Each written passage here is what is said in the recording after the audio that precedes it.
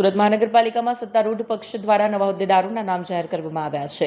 શહેરના નવા મેયર તરીકે માયાબેન માવાણીની વરણી કરવામાં આવી છે, જ્યારે ડેપ્યુટી મેયર તરીકે સુધાકર લોટરની પસંદગી કરવામાં આવી છે. આ ઉપરાંત સ્ટેન્ડિંગ કમિટીના ચેરમેન તરીકે રાજન પટેલને ફરી એકવાર રિપીટ કરવામાં આવ્યા છે. શાસક પક્ષના નેતા તરીકે અલ્પાબેન મહેતાની જવાબદારી સોંપવામાં આવી છે, જ્યારે દંડક તરીકે ઉર્મિલાબેન શૈલેષભાઈ ત્રિપાઠીની નિમણૂક કરવામાં આવી છે. નવા હોદ્દેદારોની જાહેરાત બાદ કાર્યકરોમાં ઉત્સાહનો માહોલ જોવા મળ્યો હતો. શહેરના વિકાસ કાર્યોને વધુ ગતિ મળશે તેવી આશા વ્યક્ત કરવામાં આવી રહી છે.